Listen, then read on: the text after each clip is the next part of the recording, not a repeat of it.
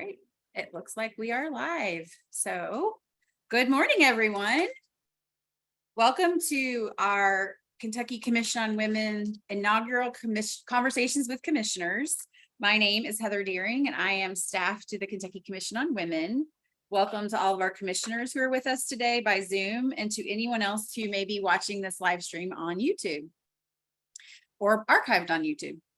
I'm so excited to be here with everyone today for this first event in our series, and excited to tell you a little bit more about the Kentucky Commission on Women. The commission was established in 1968 by Governor Louis Nunn by an executive order, and then became an official state agency in 1970 through legislative action. After a period of dormancy, the commission has been reactivated and has been working hard the past few years to reestablish themselves as a catalyst for improving and elevating the status of women and girls in Kentucky. Our commissioners are an incredible and diverse group of women from all corners of the Commonwealth, and I'm really excited to introduce you to some of them who are on the call today. So commissioners, I'm going to call on you based on who I can see on the screen. And when I do, if you could please unmute yourself and let us know who you are and what country you are representing on the commission. I am actually going to start with Commissioner Kathleen Wright. Good morning. I'm here in Louisville, Kentucky, and I'm a brand new commissioner. I just joined the commission in March of this year. Welcome. Thank you. Next, I see Emma Hutchins. Good morning, everyone. I also joined with Kathleen in March. I represent Jefferson County here in Louisville. Great. Thank you. Welcome. Next is Christine Thompson.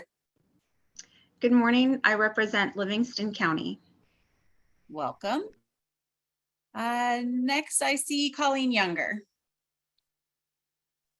Good morning, everyone. I'm Colleen Younger, and I represent Jefferson County. Excited to be here in this wonderful Conversations program.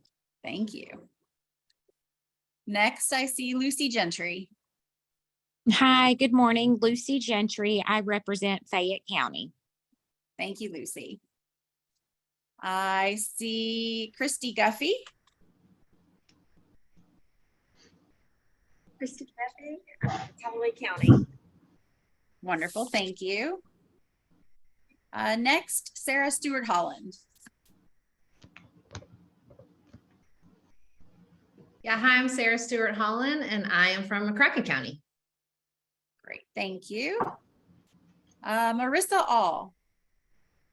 Good morning. I'm Marissa All, and I represent Fayette County. Great. I see, is that Iman Ali? It is. And you'd think I'd find the unmute button right now. But good morning, y'all. My name is Iman Ali, and I'm representing Pike County this morning. Thank you. Thank you. And Jennifer Mazzotti. Morning, I'm Jennifer Massotti, and I represent Lexington, Kentucky, which is Fayette County. Wonderful, thank you. All right, are there any commissioners that I missed? I just want to make sure. Got so many screens on, I don't want to make sure I didn't lose someone. Okay, I think we got everyone. Commissioners, thank you so much for joining us today. I know this is not this was a meeting that we added to our calendar. So I appreciate you all taking time out of your days to be here. As I mentioned earlier, the Kentucky Commission on Women works to elevate and improve the status of women and girls in the Commonwealth. And after a really productive couple of years recently learning about who we are and what we can do and planning, we're so excited to be starting off this new program called Conversations with Commissioners.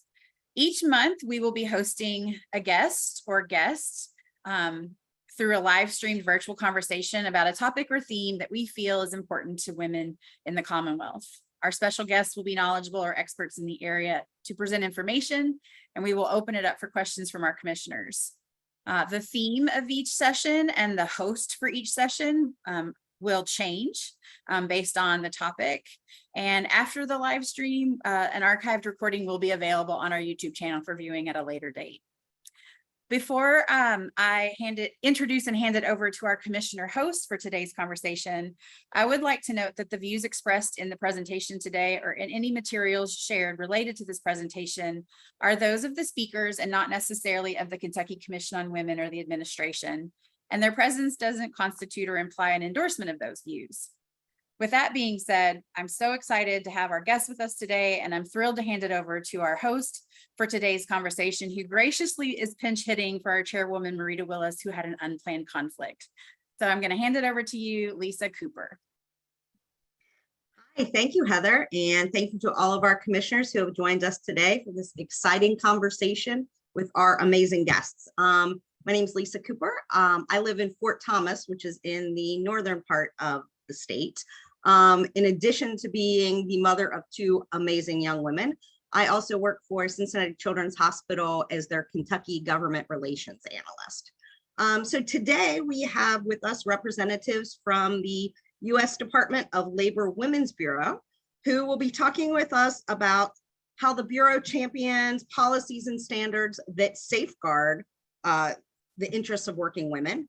They advocate for equality and economic security of women and girls and their families. They promote quality work environments, and hopefully we'll hear about some of the things they are seeing at the federal level when it comes to women's labor issues. But before I turn it over to our guests, Heather provided me with some great context that I wanted to share with you. The Kentucky Commission on Women is currently gathering data on women in Kentucky, and we hope to publish this later this year. Through that process, we've already learned a great deal about Kentucky women in the employment landscape that I want to briefly preview with you.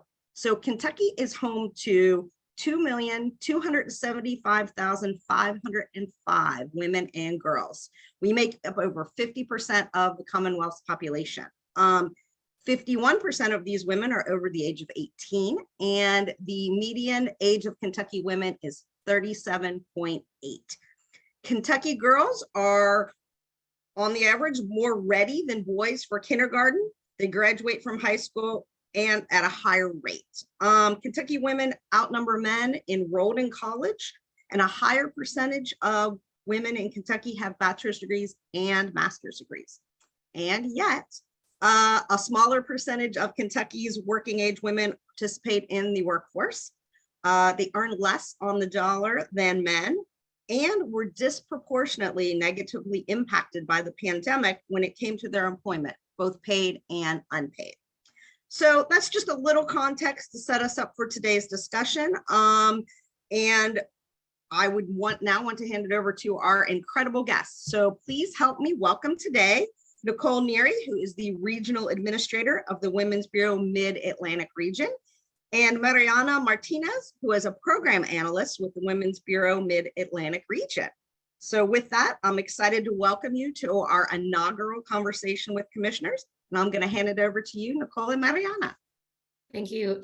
Thank you so much, Lisa. Thank you to all the commissioners. Thank you for inviting us here for this inaugural conversation. I'm so excited that you're going to be doing this monthly, highlighting the topics. Heather went over a couple of the ones coming up.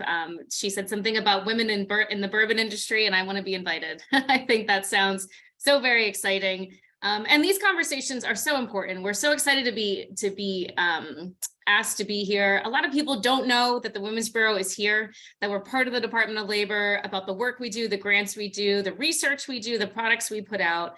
And that's the conversation I'm going to have with you today. I'm going to go through how we break out our work across the country, how to get in touch with us, what our priorities are, what some of our programs, grants are, so that as you're developing these conversations, looking at the work you're doing, when this information that Lisa just talked about comes out, you can come to our resources, use them to really amplify your messages. So quickly, I'm just going to share. We do have some slides to help with the conversation. Here we go again. So again, my name is Nicole Neary. I am the regional administrator of the region, and I'll show you how the regions break out. And I have two great team members, Rose Melendez, who's not here with us today. She's on leave, much needed leave, and Mariana Martinez, who is on with us. She'll be actually dropping some of the resources that I share in the chat as we go. And we can also follow up after this, so you're not trying to save all of that with Heather to get all that information out to you. We have so many resources, so many links, so don't get overwhelmed. We'll get those out if we can. Lisa actually walked a little bit through our mission. We are the only mandated by Congress agency that safeguards the women's economic security in the workforce. We've been here actually 103 years this week. So we've been here for quite some time fighting for women's rights in the workplace. The way that we break this down is we have a national office staff and we have 6 regions. And to do all of our work, we do research and policy analysis in that central office. We'll talk about some of those products. We do grant making. We have 2 great grants that we'll talk about, one that's been here for over 30 years and one that's newer, meeting the needs that we have now. And we do quite a lot of stakeholder engagement, which is exactly what this conversation is, letting communities know about the work that we do, about the resources that we have to share, and about how we can help amplify your messages and make those connections as well.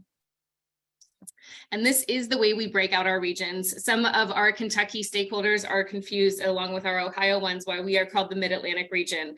Essentially, what happened was about a year ago, we were 9 regions, which was hard to keep staff. We couldn't keep the regional administrators in all 9 regions. It was becoming cumbersome. So what we did is look at the number of working women across the country and try to create regions that were equally represented. So we actually, my region is the blue here, and we're 8 states now. We were 6. We just added Ohio and Kentucky, and that was to sort of create that distribution across all of the regions.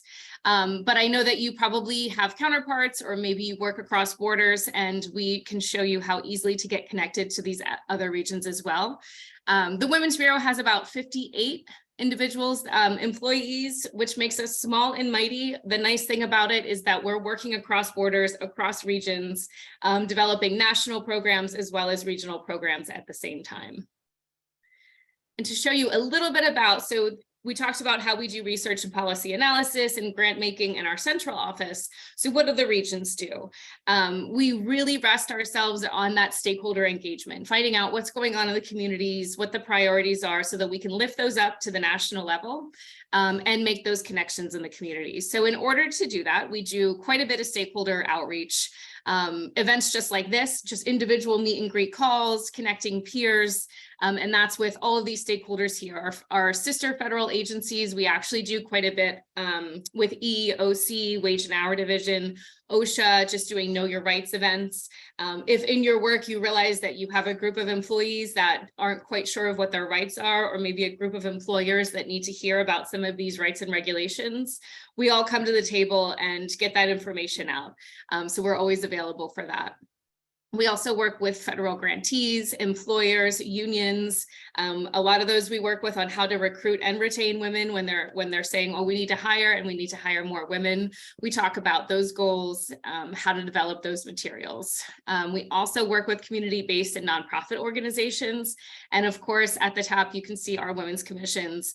We've been doing quite a lot of work here in this region with our women's commissions, and we'll talk a little bit about that later, but we've developed a quarterly meeting where we meet with all of our commissions in the region, highlighting specific topics very similar to this conversation.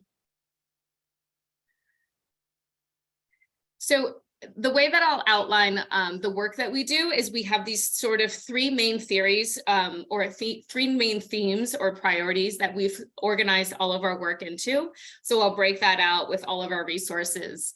The first is increasing the number of women in good paying, good quality jobs, including occupations deemed non-traditional for women. And this is closing the gender and racial wage gap. The second is reducing caregiver penalties for women and low paid workers. And that's looking at advocating for greater care supports as well. And then finally, our third theme is eliminating gender-based discrimination in the workplace. And this includes all of our pay discrimination work as well. So the first one we'll take a look at is eliminating the persistent wage gap. Under this particular theme is where our longest standing grant program does lie, and that is the Women in Apprenticeship and Non-Traditional Occupations. Just a quick fact or quick stat as to why this is so important.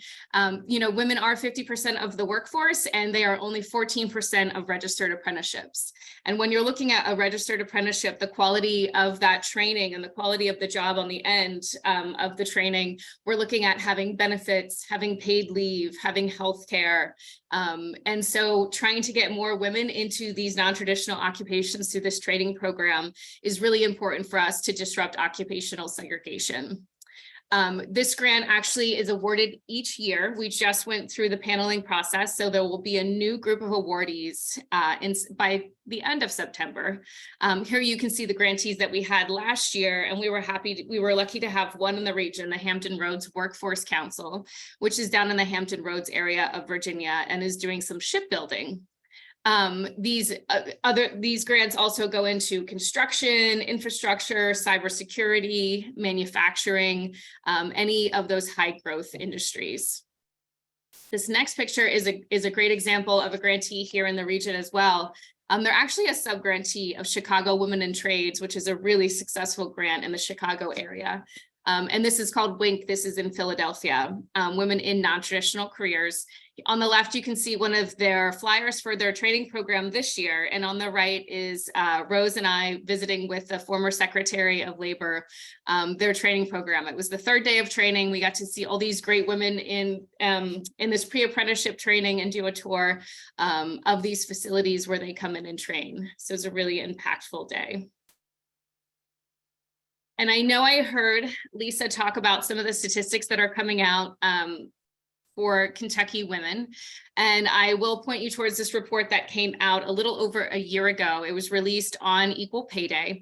And this highlighted how women, especially women of color, were impacted by COVID-19. And basically the role of occupational segregation. I actually was just part of a panel yesterday for the Louisville Women's Commission on the topic of occupational segregation. And I believe that's up on Facebook as well. And I think this report, even though this is very specific to COVID-19 and important information, obviously, but it also goes into where occupational segregation, how we got here, the ways that we created occupational segregation by pushing women into, care jobs, et cetera, and how all of this contributes to the gender and racial wage gap. So if it's a term that's a little bit newer to you, or perhaps something that you are interested in, it really goes into a lot of great information. So we wanted to make sure that we shared that as well.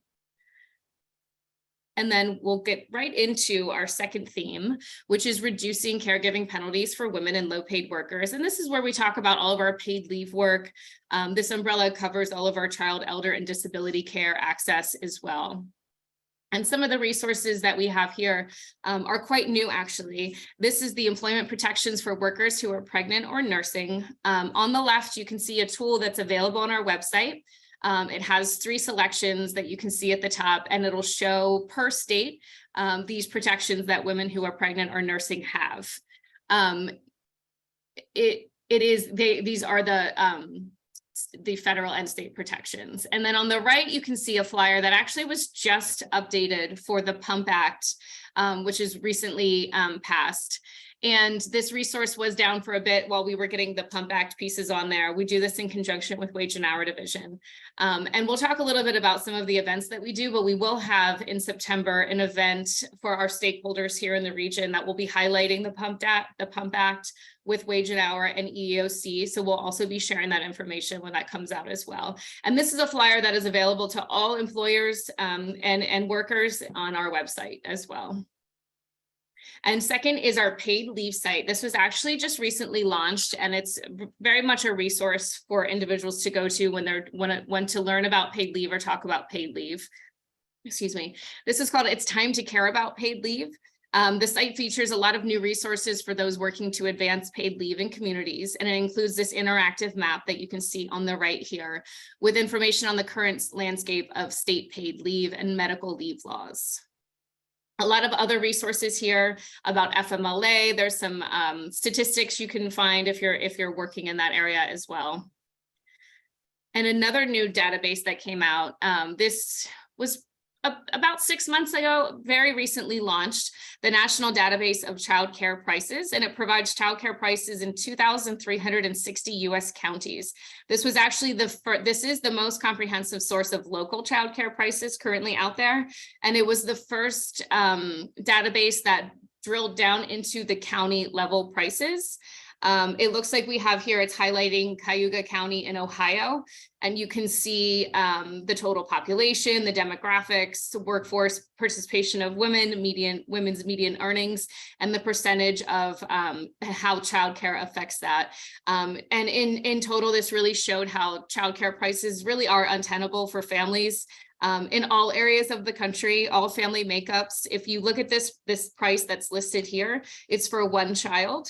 And so just imagine the families that have multiple children and multiple infant in multiple childcare settings, the impact that that has. So this is a resource that is available on our website. And I believe you can download, if you're one of those statistics people, you can download the whole database as well, if you want to dig into that. And the prices, this was from, I can't see my slide very well here, but I believe it's showing 2019, but they did do price adjustments for 2022. So really helpful resource. And that brings us into our third priority, which is eliminating discrimination in the workplace. And this is where we have all of our eliminating harassment and discrimination based on gender, race, sexual orientation, gender identity, ethnicity, national origin, age, ability status as parents, but it's also where we house all of our gender-based violence and harassment in the workplace work, as well as pay equity. And our second grant program falls under this theme, and this is what we call FAIR, the Fostering Access, Rights, and Education Grant. This grant is geared, it's not a training grant, it's more informational and train the trainer. It's geared to helping women who are paid low wages understand their benefits and access their benefits. But this year we formed it a little bit different for 2023. The grant recipients will undertake projects to assist marginalized and underserved women who have been impacted by gender-based violence and harassment in the workplace and the world of work.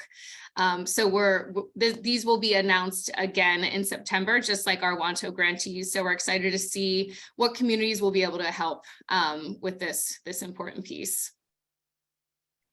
And then another tool that we have on our website are equal pay and pay transparency protections. This again is available. It's you can hover over the state that you're looking into and you'll see the federal protections.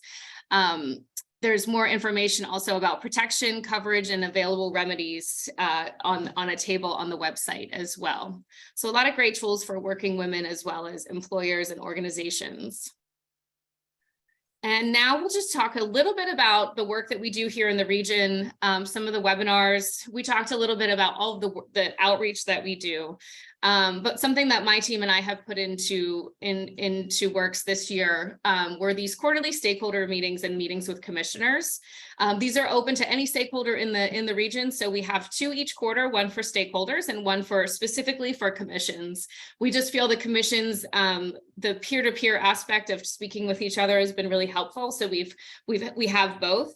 Our commissions are invited to both. So upcoming in September, I was talking about to you, we'll be doing sort of a breastfeeding awareness month meeting for our stakeholder meeting. I don't believe we have a date set yet, but we can put you on the distribution list for that if you're interested. And we also do our quarterly commission meeting, which in September will also be about gender-based violence and harassment in the workplace. We'll be highlighting a few commissions who are doing some of this work in our region, and we'll be bringing in experts from the ILO and internal here at the WB. So we're really excited to have that important conversation. We also have a series that the Olive Women's Bureau has been working on. These have been national webinars. We've been hosting Equity in the Workplace series, and it takes a specific look at equity issues from an intersectional and an occupational lens. Here on the left, you can see a list of some of the ones that we had this year, highlighting Asian American, Native Hawaiian, and Pacific Islander women, Black women, American Indian women, Latinas, the military spouse community, pregnant and nursing mothers, and transgender workers. And that's not exhaustive. I know there have been quite a few more as well. We just had a series that we wanted to mention. There was a roundtable in June on the menopause transition and work. A lot of great resources that we've put out for aging workers as well. And I believe Mariana will drop a link to the recording for this particular session. And we have one upcoming, I believe it's next week. Yes, August 2nd. And this is the equity for menstruation in the workplace, or menstrual equity in the workplace. So another great event. We'll hopefully have this recorded as well so that we can share it after. But you can register that. I think Mariana will drop that in the chat as well. And I believe that is all that I was going to cover before we open it up for questions. Again, we wanted to go through, how the region does its work, what the priorities of the WB are right now. And again, we change those constantly to meet the moment, but gave you a pretty good overview of what we're working on, and then how we work in the region to stay connected. All of these here are available. We always recommend people sign up for our newsletter. This is our national newsletter, and it goes out and it'll have like a summary of what's happened over the month, if a new product has come out, or a webinar, or if a webinar is upcoming. So it's the best way, I think, to keep abreast of what's going on. But you can also contact us directly, and I believe the scan code will go right to our website as well. And with that, I will stop sharing. All right, great. Wow, that was some great information. A lot of data there that I know a lot of us would love to dig into. I'm a data geek, so I will definitely be downloading some of that and looking at it. We want to open it up for questions for the commissioners. I have some here, but before I get into those, commissioners, what questions do you have for Nicole? Commissioners, you are welcome to raise your hand or just unmute and ask. Okay, well, I will start, and then hopefully you all can jump in and build on these. So are you seeing the same emerging themes, issues in the Mid-Atlantic region as the other regions across the country? Or are there any things that are unique to our region? Yeah, I think there's unique things in each region. An easy way to point out is the Southern region. I think they come across quite a few more labor issues with their unions and workplace issues. Here in the region, it varies a little bit. I would say Ohio and Kentucky vary a little bit from over in Pennsylvania, but it's fairly across the board. I think we have really engaged commissions, which is great, letting us know what's going on in the states so that we can help where needed. Oh, Mariana said I'm sort of coming in and out. Is it working okay? You can hear me? Okay, great. Sorry, I lost my train of thought. So I would say there are some issues in our Western region. There's a great focus right now on preventing and addressing gender-based violence and harassment in the workplace. So really getting a lot of traction there. Here in our region, looking at apprenticeships has been really, really impactful and really important. I mean, we're at this moment of all of this vast infrastructure dollars going into each of our states.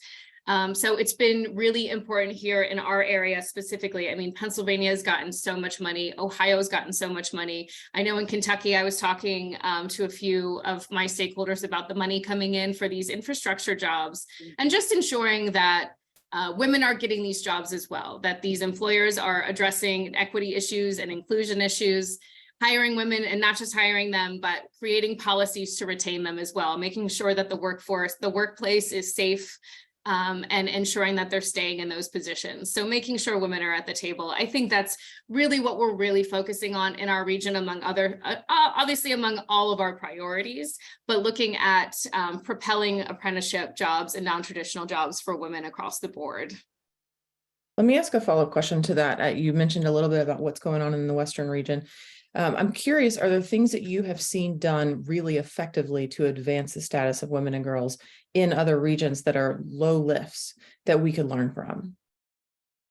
Yeah, I think low lifts. I think having these conversations with stakeholders is really, it's a low lift, but it's slow movement, right? I mean, having the conversation of gender-based violence and harassment in the workplace is, in our region, we're starting the conversation. We feel there's not a lot of programs that are already up and running, or stakeholders that we can point to. So we're sort of starting with our commissions to do this. Here's what gender-based violence and harassment in the world of work is, trying to connect it to what a lot of the commissions and organizations are doing around sexual harassment awareness and in the workplace, and making that connection and saying, this is something that is being raised internationally.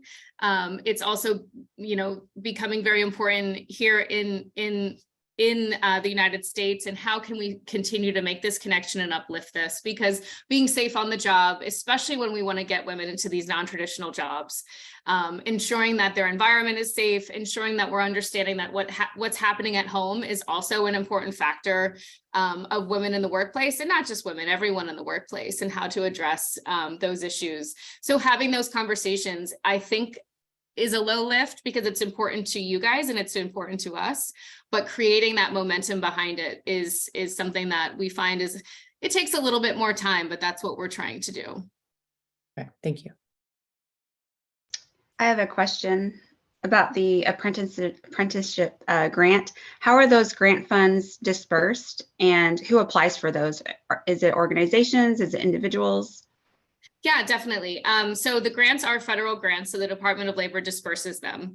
The grants are, they're 3-year grants, but we award them yearly. So the funding opportunity announcement comes out in the early summer every single year. So that funding opportunity announcement gets announced with all the other federal grants for Department of Labor, similar to Employment and Training Administration grants. The open period, I believe, is about 2 months. So all we have community organizations, we have workforce investment organizations or boards that apply for that.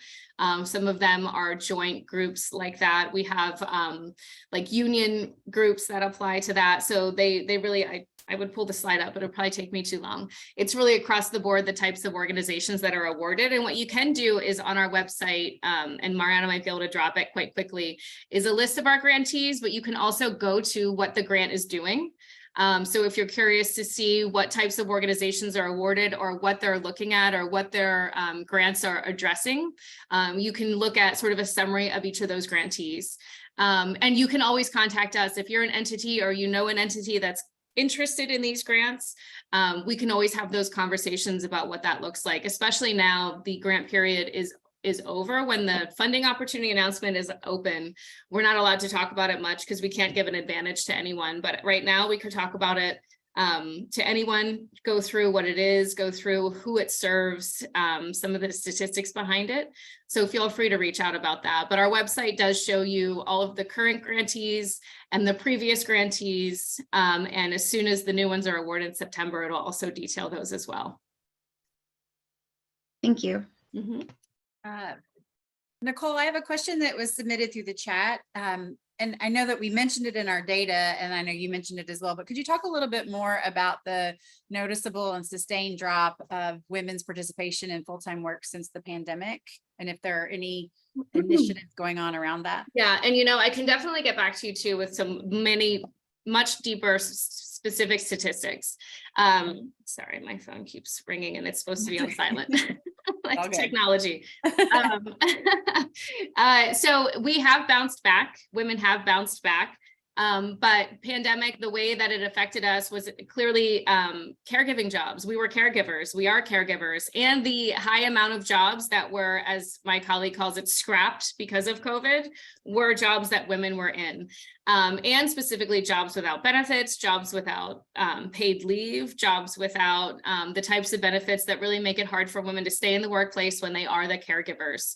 In fact, I'll follow up. I think we have quite a few resources that I think would be really helpful that have come out since about the impact of caregiving on women, the monetary loss that women face just being the caregivers for their families. And we're not talking just children. It's, elderly parents, elderly family members, as well as children with disabilities, and looking at the impact that has. So I can definitely share with you some specific resources there. And Mariana might have already dropped it in the chat. I don't have it open. Thank you. I will also say too, I had a colleague pass along an article to me that I'm also happy to share it with the commissioners that say that after the fears of the initial she session from the pandemic, that women are actually back in the workforce at an unprecedented rate. In Absolutely. June, the national share of employed women ages 25 to 54 hit 75% employment, over 75% employment. So unfortunately, men are still in the better paying jobs. And so Absolutely. there's a bounce back, but it's not, we still have some catching up to do. It's still so important to address the gender wage gap. I did this yesterday. I feel like I might be repeating myself from yesterday's session, but there are 0 jobs, 0 occupations where women make more than men. 0. There isn't a single occupation where women are making more than men, even though there are occupations that women are dominating, which, by the way, are our lowest paying. Right. And so in the occupational segregation report that I shared, Bearing the Cost, there is a great list of the 20 highest paid occupations. Women do not represent the highest amount in any of those, and 20 of the lowest occupations. And obviously those women are the highest representing. So it's really impactful to look at the data and how we got there. And that idea that there is 0 occupations that women are making more than men. I think it's the biggest factor. We just need to keep remembering that, yes, we might be in unprecedented numbers back in the workforce, but what are the jobs that we're in? And are we losing flexibilities? I know COVID brought about this great idea of flexibilities in the workplace. And I think that we're already losing that momentum. I think that, women are going back into jobs without the paid leave and the healthcare that they need for them and their families. So looking at, yes, if we're entering the workforce, but what are the jobs that we're entering, and keeping an eye on that as well. And without giving too much of a preview, I'm pretty sure the data that we're going to share later this year will bear that out as well, that, while we may be employed, we're not making the money and we're in the lower. Absolutely. wage. And that state level data is so important for you to know the snapshot of what's going on in your state.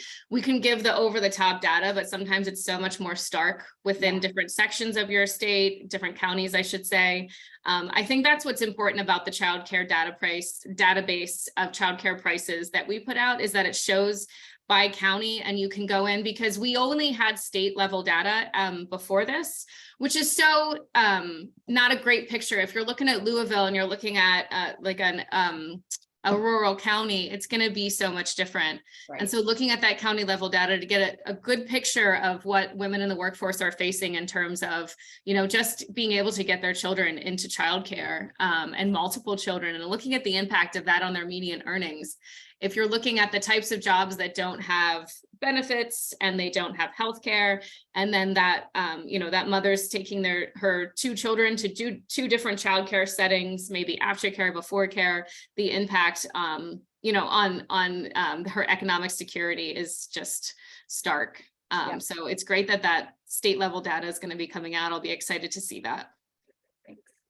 That's Well, great. So based on a little bit of the data that we shared with you, and I know we talked about some kind of low hanging fruit, but what might you recommend that our commission prioritize that we work on in the coming year to address?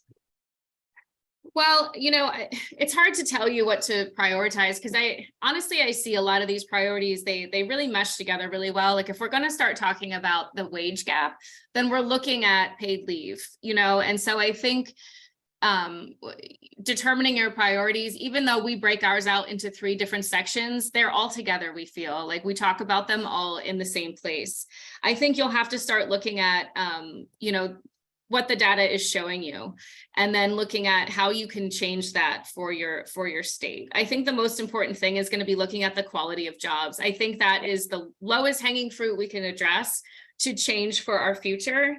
Looking at the quality of jobs and what the jobs are that women are going into. We had a conversation yesterday about doing outreach to get women into these non-traditional jobs, because these are the jobs that have benefits, and they have staying power, and they have great wages that will continue to increase. And I think that's important, but why aren't women in those? And it looks at, the different reasons why we got there, stereotypes and training assortments, like pushing girls into different types of training programs and pushing boys into others. So looking at that on, even a bottom level of how are we doing, how are we talking to our teens and to our children? Are we having STEM programs in the summer for girls to go into, or having girl mentors or women mentors coming into the schools, talking to them about either the trades or some of those non-traditional careers, and addressing that, because we really want to move the needle and getting women into better paid jobs with benefits, and even showing interest in jobs that they were told perhaps they shouldn't, that aren't for them, or that they can't do, and starting to look at that. And, I think that's probably just my personal preference. I think all of our priorities are very important, but I think that disrupting the wage gap by disrupting occupational segregation is really looking at how and why we're getting women into the types of careers that we're getting them into. Great, that is very beneficial. I think we had one in the chat, Heather. Question in the chat. There's been a couple, but are you talking about the most recent one? Yeah. Is there an The opportunity to grants. get information on which grantees, what the grantees have actually done with the money in their Yeah, programs? absolutely. The federal government's very transparent now with their grants. They have been since I've been with the Department of Labor, almost 15 years. So she may have shared it, Mariana, but we have our launch page with all our grants. You can see exactly what they're doing with their grant money, the training programs that they have. And you can always come to us to say, I want to know a little bit more about this grantee or this program, or how I can connect this program where I am. We're constantly having that conversation about creating these programs in your communities. Even if it's not through this grant, we have so many of these apprenticeship type programs operating in the country that aren't even just our WANTO grants. It's really important to get women into the trades and to create that network. So there are, it looks like she dropped it. Yeah, you can look exactly at what these fair grantees are doing and these WANTO grantees. You can reach out to us.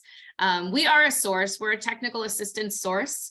If you have, another meeting with another group or an organization and you're like, wow, this information would be great to get out, or maybe you'd like a deep dive in a very specific topic. Maybe it is childcare, maybe it's paid leave. Maybe similar to yesterday's call, you want to do a deep dive in occupational segregation. We can do overviews, we can do deep dives, we can have these conversations, and really that's what we're here for. We're a resource. We want to help even employers recruit and retain. If you have, training programs in your state already that are having issues bringing women in or bringing girls in, we can have that conversation as well. So always here to be a resource, and just reminding everyone that that's what we're here for. Wow, thank you. And so much great data. So Heather, we can share the data that Mariana has done an amazing job of dropping in. We can She's share great. that not Thank only you, with the folks on Mariana. this call, with our Absolutely. other commissioners as well. Yeah, And we'll do okay. a document of all the links that we can attach to the recording. Oh, great. Yeah, That's that's great. awesome. Fantastic. And if you need something from us, we're happy to put that together as well. Great. Okay. And we'll definitely share your slide deck with everyone. And Yeah, we'll get it if over we to you. can, I'll post it with the recording too. So Yeah. it's all kind of connected. So We can get that over to you. Absolutely. our first time we can try anything. Technology is amazing.